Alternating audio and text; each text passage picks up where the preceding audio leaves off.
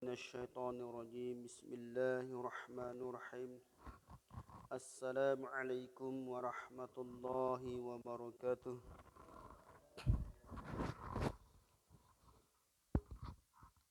الحمد لله الحمد لله الذي أحيانا بعدما أماتنا وإليه النشور أشهد أن لا إله إلا الله وحده لا شريك له وأشهد أن محمدا عبده ورسوله اللهم صل وسلم وبارك على سيدنا محمد وعلى آله وصحبه وبارك وسلم قال الله تعالى في كتابه الكريم أعوذ بالله من الشيطان الرجيم بسم الله الرحمن الرحيم ومن أحسن قولا ممن دعا إلى الله وعمل صالحا وقال إنني من المسلمين قل أيضا يا أيها الذين آمنوا قوا أنفسكم وأهلكم نارا وقودها الناس والحجارة فقال رسول الله صلى الله عليه وسلم من أحيا سنتي فقد أحبني ومن أحبني كان معي في الجنة أما بعد. Alhamdulillah jamaah subuh yang sama-sama dimuliakan Allah Subhanahu wa taala. Segala puji hanya milik Allah Subhanahu wa taala. Kita banyak-banyak bersyukur kepada Allah Subhanahu wa taala karena dengan kasih sayang Allah Subhanahu wa taala Allah Subhanahu wa taala masih bangunkan kita dari mati kecil. Kata alim ulama, tidur adalah saudaranya mati. Mungkin tadi malam tetangga kita atau teman kita yang di luar sana, bis tadi malam mungkin dia berkumpul bercanda dengan anak istrinya, tetangga, teman, kumpul lagi di mana saja. Mungkin habis itu dia pulang, tapi tidur tidak dibangunkan lagi oleh Allah Subhanahu wa taala. Ini suatu kenikmatan yang besar dalam kehidupan kita. Allah Subhanahu wa taala masih bangunkan kita dan Allah Subhanahu wa taala masih akan berikan kita kesempatan untuk melakukan suatu perintah yang diwajibkan oleh Allah taala pada seluruh hamba yang beriman, yaitu salat subuh secara berjamaah. Salat adalah perintah Allah Subhanahu wa taala yang wajib harus ditunaikan. Sementara berjamaah adalah sunnah baginda Rasulullah sallallahu alaihi wasallam. Hadirin jamaah subuh yang sama-sama dimuliakan Allah Subhanahu wa taala. Ini salat subuh luar biasa, Pak. Pahalanya sangat besar. Bahkan disampaikan hadis Nabi sallallahu alaihi wasallam, "Ra'atul fajri khairum minad dunya wa ma fiha." Salat 2 rakaat sebelum subuh itu lebih baik mendapatkan dunia dan seisinya. Salat sunnah saja, Pak. Luar biasa. Tapi orang hari ini tidak paham, Pak, bagaimana ini perintah Allah Ta'ala salat subuh itu besar pahalanya. Hadirin yang dimuliakan Allah Subhanahu wa taala. Allah Subhanahu wa taala Khalik yang Maha menciptakan. Allah ciptakan 7 lapis langit, 7 lapis bumi. Allah ciptakan planet-planet yang ada di angkasa. Allah ciptakan 18.000 makhluk. Semua adalah ciptaan Allah Subhanahu wa taala. Allah Subhanahu wa taala Malik yang Maha memelihara. Tidak ada satu pun makhluk tanpa peliharaan Allah Subhanahu wa taala. Tidak akan beredar planet-planet di angkasa kecuali tanpa izin Allah Subhanahu wa taala. Tidak akan terjadi siang dan malam, hujan dan panas kecuali dengan izin Allah Subhanahu wa taala. Tidak akan terjadi dalam kehidupan kita sehat, sakit, senang, bahagia, menangis. Semua datang dari Allah Subhanahu wa taala. Satu lembar daun jatuh dari rantingnya dalam keadaan gelap gulita itu pun dengan izin Allah Subhanahu wa taala. Bahkan darah yang mengalir dalam tubuh kita, jantung kita berdetak, mata kita berkedip, itu semua dengan izin Allah Subhanahu wa taala. Manusia tidak tahu apa-apa, manusia bukan siapa-siapa dan tidak punya apa-apa. Semua adalah aspek kehidupan kita adalah dengan izin dan kehendak Allah Subhanahu wa taala. Yang ketiga adalah Allah Subhanahu wa taala Razik yang Maha merezeki. 18.000 makhluk Allah tanggung semua rezekinya dari mulai yang paling halus sampai yang paling besar. Semua rezeki ditanggung oleh Allah Subhanahu wa taala. Contoh kecil Pak. Begitu hebat Allah Ta'ala tanggung rezekinya, ada seorang makhluk yang paling lemah. Kalau dia jatuh itu langsung mati. Ada juga anak nyamuk kalau dihinggap di tangan ditampar langsung mati. Contoh cicak. Cicak ini dia tidak bergerak, hanya diam saja di dinding. Tapi sudah Allah jamin rezekinya, datanglah seekor nyamuk. Sehingga dinyanyikan. Ketika nyamuk dekat, menjulur lidahnya, menangkap itu nyamuk. Padahal tidak bergerak. Bukan karena nyamuk itu datang kepadanya, tapi Allah sudah jamin rezekinya. Sehingga Allah itu datangkan nyamuk untuk merezeki kepada cicak tersebut. Hadirin Allah Ta'ala. Jadi semua sudah Allah tanggung rezeki seluruh makhluk, jangan takut. Dan rezeki ini tidak akan tertukar. Dan bahkan tidak akan mati seseorang manusia kalau sebelum habis rezekinya. Ada suatu cerita Pak, orang jatuh dari lantai 5. Wah, dia jatuh. Maka orang tolong dia. Tapi tidak mati. Dia tidak mati. Baru bawa angkat di pinggir jalan, baru orang sibuk cari air. Baru dibelikan, dikasih air, satu gelas diminumkan air. Habis minumkan air, meninggal dunia. Maksudnya apa Pak? Masih ada rezeki sebelum Allah matikan. Di mana rezekinya? Segelas air tadi rezekinya, baru Allah matikan kehidupannya. Hadirin yang dimuliakan Allah Subhanahu wa taala. Maka kehidupan ini ada orang sombong dengan kekuasaannya, sombong dengan hartanya.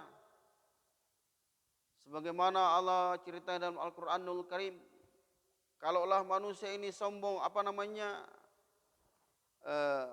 mulia karena kekerajaannya, mulia karena kekuasaannya, tentu Fir'aun paling mulia Pak. Tapi ini Fir'aun walaupun dia punya kerajaan, punya prajurit yang banyak, kemana-mana dikawal, ke WC di mana dikawal, kemana-mana dikawal terus. Tidur dijaga. Tapi ini Fir'aun walaupun dia seorang raja, tapi tidak ada iman dalam kehidupannya, dan tidak ikut nabinya, walaupun dia raja bagaimana keluas rajanya, maka ini Fir'aun mati dalam kehinaan. Hadirin yang muliakan Allah. Begitu juga manusia ini kalau mulia karena kecerdasannya. Kalau sekarang Pak profesor, di atas lagi profesor. Tentulah Haman lebih mulia. Ini Haman Perdana Menteri Fir'aun. Orang paling cerdas, arsitek paling cerdas di zamannya. Maka sampai sekarang itu dengan asbab dia pikirnya itu membangun piramid tidak runtuh sampai sekarang Pak. Kurang lebih hampir 4.000 tahun lamanya. Kalau arsitek sekarang Pak bangun rumah 3 bulan, habis pelafonnya, rusak pelafonnya. Tapi kalaupun dia pintar bagaimana arsiteknya, dia tidak beriman, tidak ada iman dalam kehidupannya. Walaupun dia cerdas bagaimanapun, profesor atas profesor, tidak ada iman dalam kehidupan, tidak taat kepada Allah, tidak iman, tidak ikut nabinya. Walaupun dia pintar bagaimana ini Haman, mati dalam kehinaan. Yang ketiga, kalaulah manusia ini mulia karena hartanya, tentu Qarun lebih mulia daripada kita. Ini Qarun bagaimana Pak Allah kisah Al-Quran, bagaimana kesombongannya, tingkat keangkuhannya. Dulu ini orang miskin Pak, minta doa dari Musa alaihissalam, minta doa dari Musa, sehingga doa dari Musa diberikan domba, banyak-banyak jadi orang kaya. Ketika dia kaya, dia sombong kepada Allah, tidak beriman kepada Allah, hartanya banyak. Sehingga walaupun dia hartanya banyak, tidak ada iman dalam kehidupannya. Bahkan dia fitnah lagi Nabi Musa alaihissalam dengan seorang pelacur. Apa yang terjadi Pak? Ini Qarun mati dalam kehinaan. Yang keempat, kalau manusia ini mulia karena perdagangannya, tentu Ubay bin Khalaf lebih mulia Pak. Ini Ubay bin Khalaf perdagangannya luar biasa. Dan dia musuh besar Islam. Bahkan dia pernah berjanji ingin membunuh Rasulullah SAW di medan Uhud. Sampai di medan Uhud, ketika dia kuda dengan kuda begitu kencang ingin mendekati Nabi, maka Nabi ambil sebilah tombak, di tombak itu Ubay bin Khalaf tergores lehernya sampai terjungkal dari kudanya.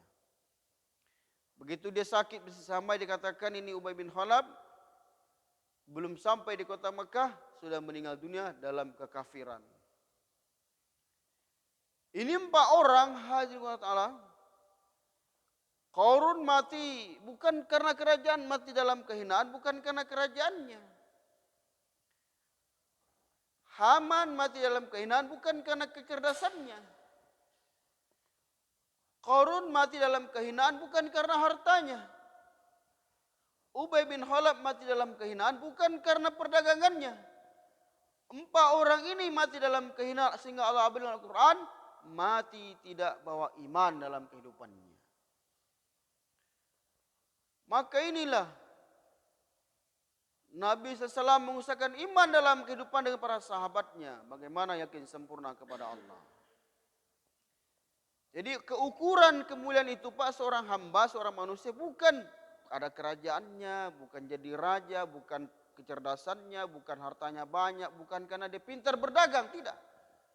Tapi kemuliaan seorang manusia ini apabila dia ada iman dalam kehidupannya dan taat kepada Allah Subhanahu wa taala dan mengikuti sunnah Nabi sallallahu alaihi wasallam dalam kehidupannya. Semakin taat kepada Allah Subhanahu wa taala, Allah akan berikan kemuliaan dalam kehidupannya. Hadirin yang dimuliakan Allah Subhanahu wa taala.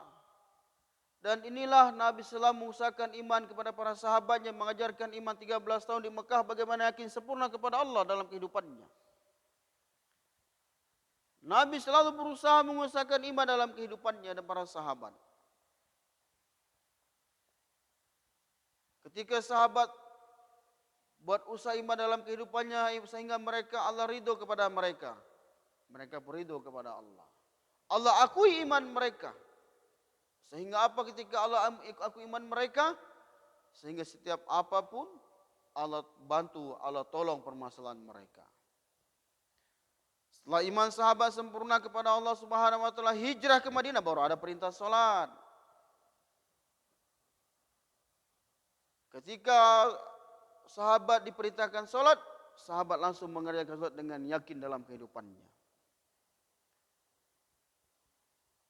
Hadirin yang dimuliakan Allah Subhanahu wa taala, begitu mereka yakin dengan iman kepada Allah Subhanahu wa taala dan Allah perintahkan mintalah pertolongan melalui sabar dan salat. Mereka ketika untuk mendapatkan pertolongan Allah, mereka salat. Ada suatu kisah Pak, banyak sahabat-sahabat Masya Allah. Jangan sahabat, ada seorang ini alim ulama, namanya Hatim Al-Asam di zaman Khalifah Harun Ar-Rasyid. Namanya ulama Hatim Al-Asam. Ulama Hatim Al-Asam ini dia punya anak 9 perempuan. Jadi ulama Hatim Al-Asam ini dia ingin belajar ilmu lagi. Maka dia musyawarah rapat atau sekarang rapat musyawarah dengan anak dan istrinya.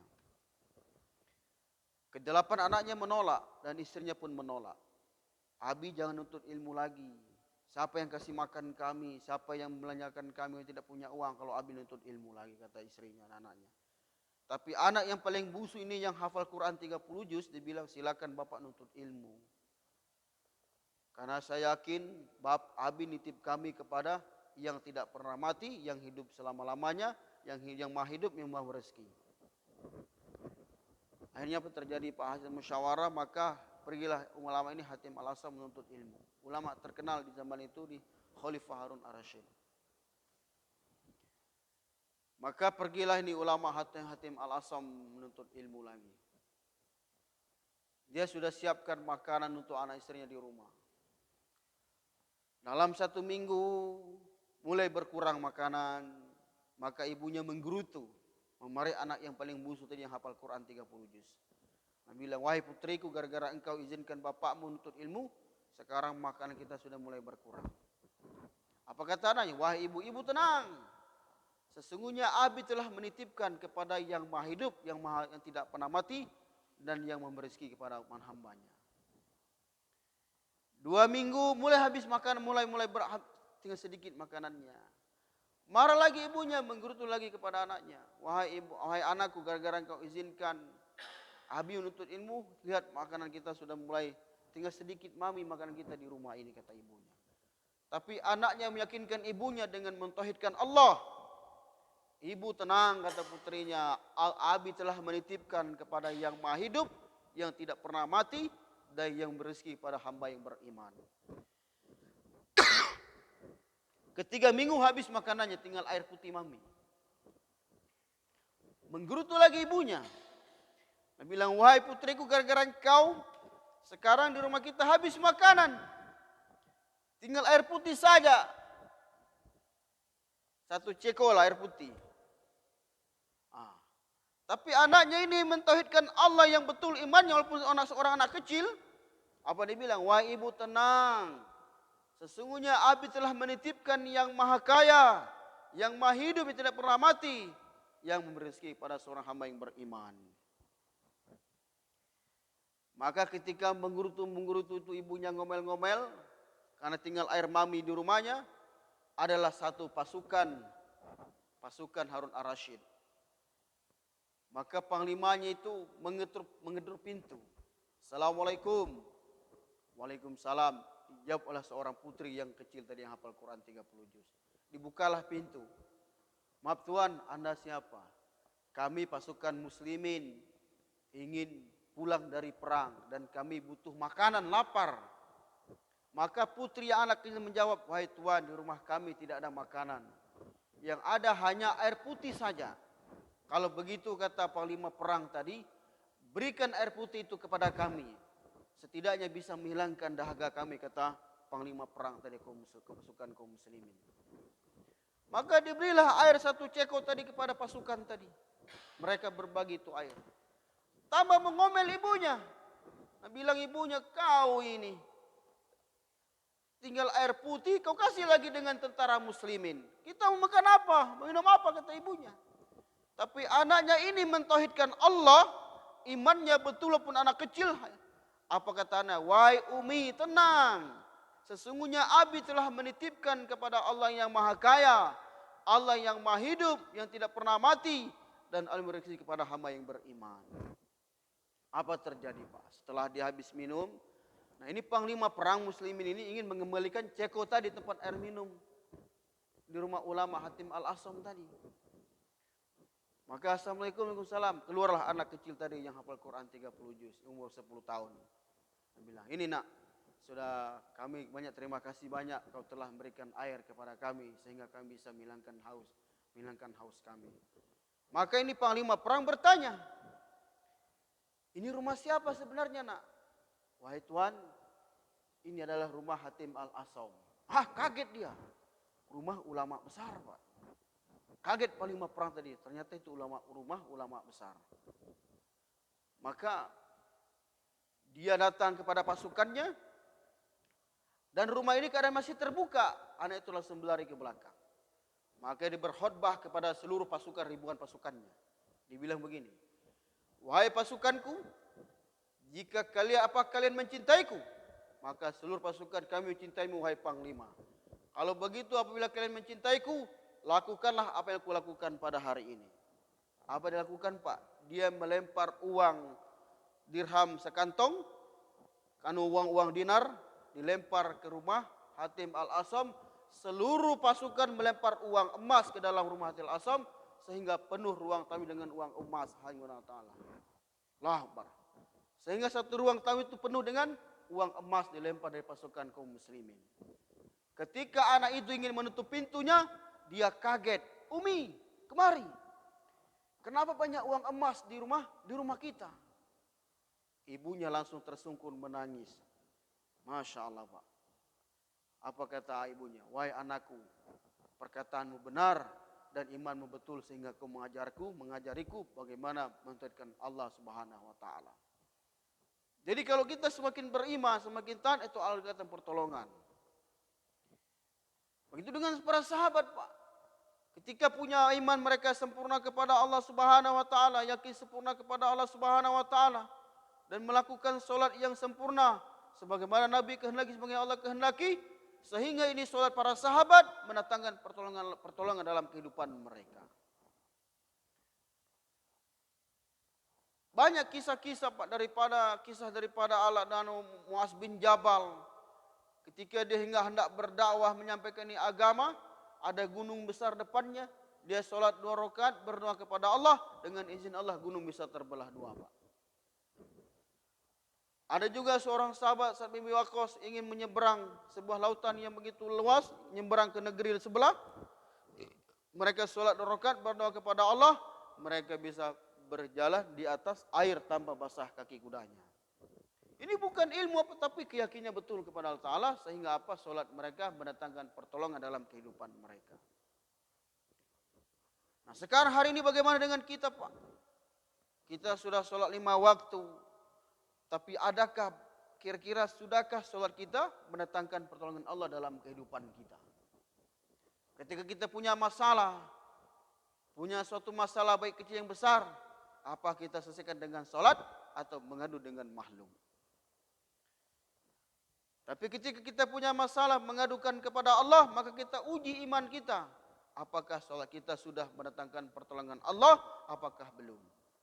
Kalau belum datang pertolongan Allah, maka kita harus perbaiki lagi solat kita. Karena Allah Ta'ala sudah janjikan, mintalah pertolongan sabar dan solat. Jadi untuk punya masalah semua selesaikan dengan amal dan solat. Nah, ketika orang sudah cinta dengan amal, melakukan kebaikan-kebaikan, solat 5 waktu, ketika Allah dia punya masalah, Allah datangkan pertolongan, maka itu tanda-tanda solatnya sudah Allah terima, dan Allah nyatakan ridho kepada dirinya dan rahmat dalam kehidupannya datang. Kenapa hari ini kita susah untuk datangkan pertolongan Allah kehidupan kita? Banyak orang kadang solat hanya sebatas solat, tapi tidak jadikan kebutuhan dalam kehidupannya. Yang penting solat, bukan solat itu penting. Kalau bahasa yang penting solat, semau-maunya solat Pak. Solat zuhur jam 2, solat asar jam 5, solat maghrib setengah 7, solat isya jam 1 malam. Yang penting solat. Tapi sahabat tidak. Sahabat bagaimana ini solat sebagaimana Nabi contohkan. Sehingga solat jadikan kebutuhan dalam kehidupannya. Ketika solat jadi kebutuhan dalam kehidupannya, maka dia akan cinta dengan amal. Ketika dia sudah cinta dengan amal, disitulah Allah datangkan pertolongan dalam kehidupannya. Semua masalahnya, kehidupannya, Allah akan berikan kemudahan. Allah akan selesaikan seluruh masalahnya. Dan lebih hebat lagi Pak, ketika seorang hamba melakukan kebaikan-kebaikan, taat beriman kepada Allah, menghidupkan sunnah Nabi dalam kehidupannya, 24 jam hidupkan sunnah Nabi, maka dia cinta dengan amal, rindu dengan kampung akhirat, maka disitulah akan datang pertolongan Allah dalam kehidupannya. Bukan di mana, bukan ketika pertolongan Allah, bukan pangkat yang tinggi, harta yang banyak, bukan. Tapi di mana pertolongan Allah kepada seorang hamba, yaitu ketika dia hendak meninggal dunia, Allah akan bantu dia, Allah akan tolong dia untuk mengucapkan kalimah La ilaha illallah. Karena barang kata Nabi SAW, barang siapa akhir hayatnya mampu mengucapkan kalimah La ilaha illallah, maka dia jamin surga. Maka inilah kita tuntut dalam kehidupan kita untuk melakukan amal-amal soleh, kebaikan-kebaikan. Bagaimana supaya dari kita hendak mati, Allah akan tolong kita untuk mengucapkan kalimah La ilaha illallah. Nah ini untuk kita Pak, ini untuk kita. Rasulullah bersabda, barang siapa mengajak satu amalan baik, kebaikan, maka Allah Ta'ala akan berikan pahala yang sama tanpa mengurangi pahala orang tersebut. Maka kata alim ulama kita, Ki Haji Mukhlisun sampaikan, sebenarnya manusia ini hanya 2 usahanya Pak. Hakikatnya manusia hanya 2 usaha. Apa usaha pertama? Itu adalah usaha daripada iblis. Apa itu usaha iblis? Siang malam ini iblis buat usaha menyesatkan manusia, bagaimana semua manusia masuk nerakanya Allah. Siang malam ini iblis buat usaha bagaimana manusia masuk nerakanya Allah Subhanahu wa taala. Tanpa istirahat Pak ini iblis. Maka itu dengan kasih sayang Allah Subhanahu wa taala, Allah kirim juga nabi dan rasul Kurang lebih Nabi dan Rasul Allah kirimkan, utuskan 124.000 Nabi dan Rasul. Sampai Nabi terakhir baginda Rasulullah SAW diutus Allah bagaimana untuk mengenalkan manusia kepada Allah Subhanahu wa taala. Nabi juga siang malam buat usaha. Tidak ada istirahatnya Nabi. Bagaimana semua manusia beriman kepada Allah Subhanahu wa taala. Dan sudah sunatullah, seluruh Nabi berdakwah, tidak ada umat datang kepada Nabi. Tapi Nabi datang kepada umatnya, mengajak mereka mentauhidkan Allah dan beriman kepada Allah. Sekarang Nabi sudah tidak ada lagi, Pak. Sahabat sudah tidak ada, alim-alim ulama sibuk dengan pesantren-pesantrennya. Dosen sibuk dengan mahasiswanya. Ustaz-ustaz sibuk dengan ceramah-ceramahnya. Tapi bagaimana orang di luar masjid yang tidak taat kepada Allah? Mereka yang peminum segala macam tidak ada ingatkan, tidak datangi mereka dengan kasih sayang untuk mengajak mereka taat kepada Allah Subhanahu wa taala. Jadi tugas dakwah ini Pak sebenarnya bukan tugas orang tablik saja. Yang mengaku umat Nabi, maka dia berhak berwajib untuk menyampaikan ini agama kepada siapapun bagaimana dia kenal dengan Allah Subhanahu wa taala dan menjalankan perintah Allah Subhanahu wa taala dan menghidupkan sunnah Nabi dalam kehidupannya. Karena apa? Apabila dia taat kepada Allah Ta'ala, menghidupkan sunnah Nabi, maka insya Allah akan ada jaminan selamatan baik dunia sementara akhirat yang selama-lamanya.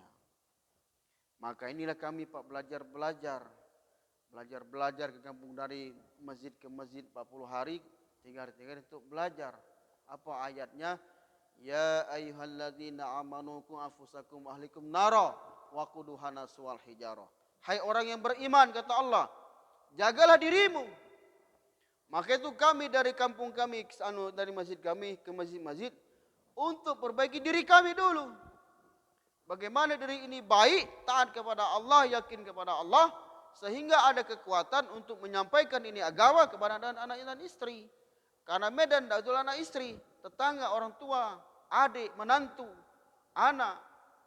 Ini dakwah sebenarnya. Kita akan sama dan keluarga jenazah api neraka. Jadi kami dilatihan Pak ke masjid-masjid bagaimana untuk perbaiki iman kami. Perbaiki iman kami dengan itikaf buat amal-amal soleh. Sehingga iman meningkat, ada kekuatan dakwah di kampung kami. Yang pertama dakwah dalam lingkungan keluarga. Karena kalau kita taat, keluarga tidak taat, istri tidak sholat, istri buka aurat, anak tidak sholat, menantu tidak sholat, bapak tidak sholat. Mereka akan nuntut nanti kita di akhirat nanti. Maka kadang-kadang orang salah paham, ini orang jenggot-jenggot kedatang lagi perbaiki orang kampung. Tidak. Karena ayat ini kami keluar, diri kami dulu perbaiki. Pulang baru dakwah pada anak istri kami, bagaimana mereka taat. Walaupun bagaimana sampai robek sujud kita Pak. Sholat 5 waktu di masjid, kalau istri kita buka aurat, dituntut nanti kita di akhirat. Anak perempuan kita buka aurat, dituntut di akhirat Allah Ta'ala. Istri kita tidak sholat, anak kita tidak sholat. Walaupun bagaimana kau sholat 5 waktu, baca Quran, tahajud, sedekah, kau tidak akan mudah masuk surga sebelum mereka tunaikan hak mereka pada anak istri anak kita. Maka inilah kami belajar latihan Pak untuk belajar keluar 3-40 hari. Karena medan dakwah sebenarnya ada di lingkungan keluarga kami. Maka dengan perkara inilah kami mengajak dengan selain itu kami beregi ada kewajiban wazakir fanazikra tanfal mu'minin. Apa kata Allah Ta'ala? Dan berilah peringatan kata Allah. Sesungguhnya peringatan itu bermanfaat bagi orang-orang yang beriman. Semua orang kampung ini Pak, semua yakin kepada Allah. Coba kita tanya pada orang tidak sholat. Siapa yang beri rezeki? Allah dah bilang. Siapa yang matikan kau? Allah, dia yakin itu. Tapi dia tidak mampu melaksanakan perintah Allah. Kenapa? Lemahnya iman. Kenapa lemahnya iman? Iblis kuasai. Maka itu kita datang dengan memberi salah Nabi, ingatkan mereka supaya bahwa kehidupan ini sementara, kematian akan datang kapan saja dan butuhkan kematian bukan apa harta tidak, istri tidak, tapi butuh bekal adalah iman dan amal soleh. Maka itu Nabi SAW bersabda, barang siapa mengajak satu amalan baik dan orang itu mengerjakan amalan baik tersebut, maka Allah Ta'ala akan berikan pahala yang sama tanpa mengurangi pahala orang tersebut. Dan sebaik-baik amal adalah orang yang sholat. Jadi kalau kita ajak orang tidak pernah sholat sehingga dia sholat, dia dapat pahala, kita juga dapat pahala. Masya Allah. Hadirin yang dimuliakan Allah Subhanahu wa taala, maka darilah kami belajar lagi. Kalau bisa Bapak terlibat dalam ini usaha, bagaimana kita mendakwakan ini agama. Kita lihat Pak, sekarang di mana-mana orang berbondong-bondong meninggalkan perintah Allah, berbondong-bondong bermaksiat kepada Allah Subhanahu wa taala. Mereka bukan tidak tahu, mereka tahu, tapi mereka dikasih oleh iblis sehingga tidak ada menyampaikan ini agama. Maka insya Allah kami mungkin besok pindah sekitar sini. Bagaimana kita buat lagi usaha dakwah, mengikatkan. Kami tinggalkan keluarga kami, anak istri. Bukan tidak cinta dengan anak istri Pak. Kami cinta anak istri itu. Hari ini orang salah paham Pak. Bukti cinta kepada anak istri itu bukan mobil yang mewah, bukan rumah yang mewah, perhiasan yang mewah, tidak. Tanda cinta pada anak istri itu bagaimana mereka taat kepada Allah. Mereka tutup aurat, perempuan jaga sholat, laki-laki, anak laki-laki jaga sholat. Itu tanda cinta pada seorang bapak dengan anak. Bukan berikan harta banyak, mobil mewah, perhiasan mewah, tapi tidak sholat. Jangan harap sama-sama masuk nerakanya Allah Subhanahu wa taala. Makinlah kami belajar bagaimana untuk berakui iman kami dan dakwah kepada anak istri kami, dan bagaimana setelah itu kita ada kewajiban untuk saling mengingatkan tetangga-tetangga masjid, bagaimana untuk sama-sama selamat kepada Allah dan sama-sama taat kepada Allah Subhanahu wa taala. Insyaallah insyaallah.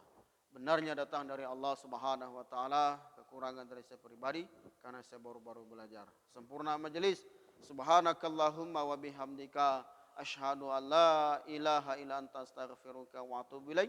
Wassalamualaikum warahmatullahi wabarakatuh.